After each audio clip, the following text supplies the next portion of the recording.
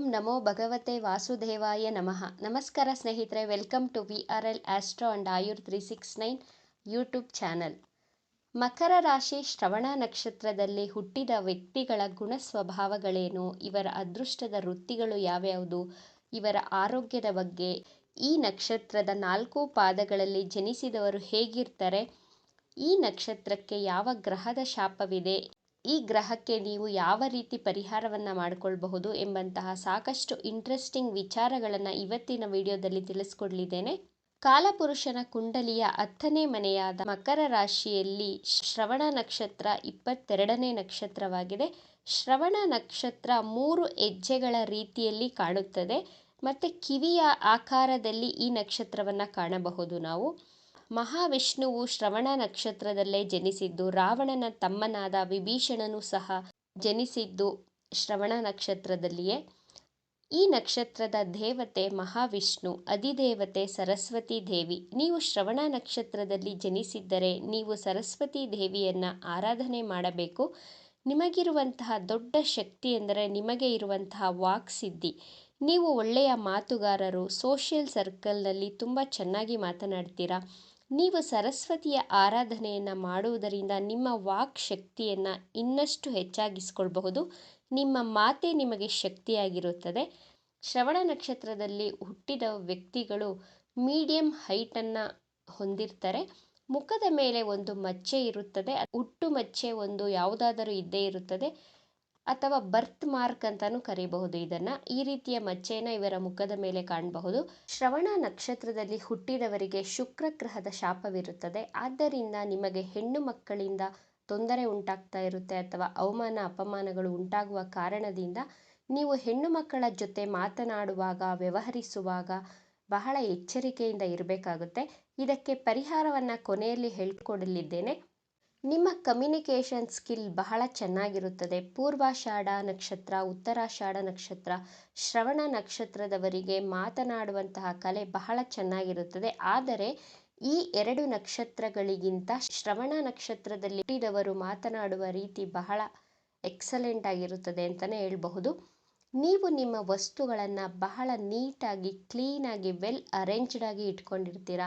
ನೀವು ಚಿಕ್ಕವರಿದ್ದಾಗಿನಿಂದಲೇ ನೀವು ತೊಡುವಂತಹ ಬಟ್ಟೆಗಳನ್ನು ಐರನ್ ಮಾಡಿ ಶುಭ್ರವಾದ ಬಟ್ಟೆಗಳನ್ನು ಧರಿಸುತ್ತಾ ಇರ್ತೀರ. ನೀವು ಯಾರು ಸ್ವಚ್ಛವಾಗಿರುವುದಿಲ್ಲವೋ ಅವರನ್ನು ನೀವು ಇಷ್ಟಪಡುವುದಿಲ್ಲ.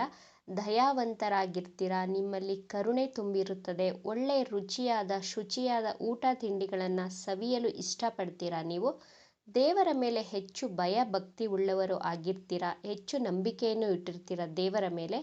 ದೊಡ್ಡವರಿಗೆ, ಗುರು ಹಿರಿಯರಿಗೆ, ಜ್ಞಾನವಂತರಿಗೆ, ಜ್ಞಾನಕ್ಕೆ ಹೆಚ್ಚು ಬೆಲೆ ಗೌರವವನ್ನು ಕೊಡುವವರಾಗಿರ್ತೀರ. ಅವರು ಚಿಕ್ಕವರಾಗಿದ್ದರೂ ಅವರ ಬಳಿ ನಾಲೆಡ್ಜ್ ಇದ್ದರೆ ಆ ನಾಲೆಡ್ಜ್ಗೆ ನೀವು ರೆಸ್ಪೆಕ್ಟನ್ನು ಕೊಡ್ತೀರಾ. ಬಿಸ್ನೆಸ್ ಡೀಲಿಂಗ್, ಟೆಕ್ನಿಕಲ್ ಸ್ಕಿಲ್, ಇಬ್ಬರ ನಡುವೆ ಒಳ್ಳೆ ಬ್ರಿಡ್ಜ್ ರೀತಿ ಕೆಲಸ ಮಾಡ್ತೀರಾ. ಡಿಫ್ರೆಂಟ್ ಸಬ್ಜೆಕ್ಟ್ಗಳ ಬಗ್ಗೆ ನಾಲೆಡ್ಜ್ ಗೇನ್ ಮಾಡುವ ಇಂಟ್ರೆಸ್ಟ್ ನಿಮ್ಮಲ್ಲಿ ಇರುತ್ತದೆ. ನೀವು ಮಲ್ಟಿ ಟಾಸ್ಕರ್ ಆಗಿರ್ತೀರ. ಏಕಕಾಲದಲ್ಲಿ 2 ಅಥವಾ 3 ಕೆಲಸಗಳನ್ನು ಒಟ್ಟೊಟ್ಟಿಗೆ ಮಾಡುವಂತಹ ಕಲೆ ನಿಮ್ಮಲ್ಲಿ ಕಾಣಬಹುದು. ಹಣದ ಖರ್ಚಿನ ಬಗ್ಗೆ ಹೆಚ್ಚು ತಲೆ ಕೆಡಿಸ್ಕೊಳ್ಳೋದಿಲ್ಲ. ಹಣ ಖರ್ಚು ಕಡಿಮೆ ಮಾಡುವ ಬದಲು ಇನ್ಕಮನ್ನು ಹೆಚ್ಚಾಗಿ ಮಾಡುವಲ್ಲಿ ನಂಬಿಕೆಯನ್ನು ಇಟ್ಟಿರ್ತೀರ. ನೀವು ರಿವೆಂಜ್ಫುಲ್ ಆಗಿರೋದಿಲ್ಲ. ನೀವು ಫರ್ಗಿವ್ ಆ್ಯಂಡ್ ಫರ್ಗೆಟ್ ನೇಚರ್ ಅವರು, ಕ್ಷಮಾಗುಣದವರಾಗಿರ್ತೀರ. ಶ್ರವಣ ನಕ್ಷತ್ರದಲ್ಲಿ ಜನಿಸಿದವರು ಮನಸ್ಸಿನಿಂದ ಬಹಳ ಎಮೋಷ್ನಲ್ ಆಗಿರ್ತೀರ, ತುಂಬ ಸೆನ್ಸಿಟಿವ್ ಆಗಿರ್ತೀರ. ಆದರೆ ಎಲ್ಲರ ಮುಂದೆ ಅದನ್ನು ಅಭಿವ್ಯಕ್ತಪಡಿಸೋದಿಲ್ಲ. ಎಲ್ಲರ ಮುಂದೆ ನಿಮ್ಮ ಫೀಲಿಂಗ್ಸ್ನ ಎಕ್ಸ್ಪ್ರೆಸ್ ಮಾಡೋದಿಲ್ಲ, ಅದನ್ನು ಹೈಡ್ ಮಾಡ್ತೀರ ನೀವು. ಶ್ರವಣ ನಕ್ಷತ್ರದವರಿಗೆ 35ರಿಂದ 45 ವರ್ಷದ ಒಳಗೆ ಅಷ್ಟೊಂದು ಸ್ಟೇಬಲ್ ಆಗಿರೋದಿಲ್ಲ ಲೈಫಲ್ಲಿ. ಆದರೆ 40ರಿಂದ 45 ವರ್ಷದ ಮೇಲೆ ನಿಮ್ಮ ಕರಿಯರ್ ಲೈಫಲ್ಲಿ, ಫಿನಾನ್ಷಿಯಲಿ ಎಲ್ಲದರಲ್ಲೂ ಹೆಚ್ಚು ಸಕ್ಸಸ್ಸನ್ನು ಪಡಿತಾ ಹೋಗ್ತೀರಾ.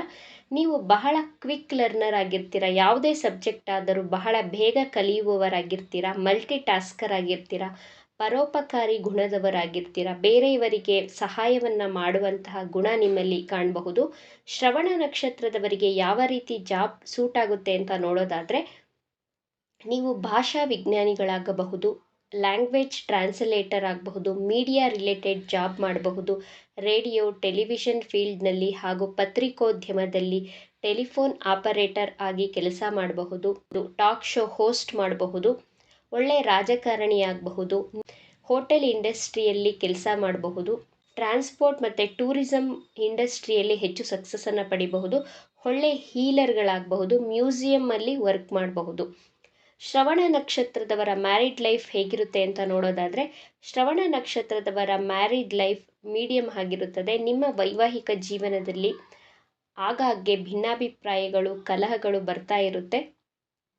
ಹೆಲ್ತ್ ಹೇಗಿರುತ್ತೆ ಅಂತ ನೋಡೋದಾದರೆ, ನಿಮಗೆ ಕಿವಿ ಹಾಗೂ ಸ್ಕಿನ್ ರಿಲೇಟೆಡ್ ಹೆಲ್ತ್ ಇಶ್ಯೂಸನ್ನು ಕಾಣಬಹುದು, ಹಾಗೂ ಲಂಗ್ಸ್ ಇಶ್ಯೂಸ್, ಡೈಜೆಷನ್ ಇಶ್ಯೂ, ಕಫದ ಸಮಸ್ಯೆ ಹೆಚ್ಚಾಗಿ ಕಂಡುಬರುತ್ತೆ ನಿಮ್ಮಲ್ಲಿ. ಶ್ರವಣ ನಕ್ಷತ್ರದ 1, 2, 3, 4ನೇ ಪಾದದಲ್ಲಿ ಜನಿಸಿದವರು ಹೇಗಿರ್ತಾರೆ ಅಂತ ನೋಡೋಣ ಬನ್ನಿ. ಶ್ರವಣ ನಕ್ಷತ್ರದ ಮೊದಲನೇ ಪಾದ ಅಥವಾ ಮೊದಲನೇ ಚರಣದಲ್ಲಿ ಜನಿಸಿದವರು ನಿಮ್ಮ ಜಾಬ್, ಕೆಲಸ, ಕಾರ್ಯಕ್ಷೇತ್ರಗಳ ಬಗ್ಗೆ ಹೆಚ್ಚು ಕಾನ್ಷಿಯಸ್ ಆಗಿರ್ತೀರ. ಯಾವಾಗಲೂ ಕೆಲಸದ ಬಗ್ಗೆ ಚಿಂತೆಯನ್ನು, ಯೋಚನೆಯನ್ನು ಮಾಡ್ತಾ ಇರ್ತೀರ. ಲಾಜಿಕಲ್ ಆಗಿರ್ತೀರ, ತರ್ಕಬದ್ಧವಾಗಿ ಮಾತನಾಡ್ತೀರ. ಕಾರಣ ಇಲ್ಲದೆ ನೀವು ಯಾವುದೇ ವಿಷಯವನ್ನು ನಂಬುವುದಿಲ್ಲ. ತಾರ್ಕಿಕವಾಗಿ ಯೋಚನೆಯನ್ನು ಮಾಡ್ತಾ ಇರ್ತೀರ. ಬಹಳ ಆ್ಯಂಬಿಷಿಯಸ್ ಆಗಿರ್ತೀರ, ಮಹತ್ವಾಕಾಂಕ್ಷಿಗಳಾಗಿರ್ತೀರ.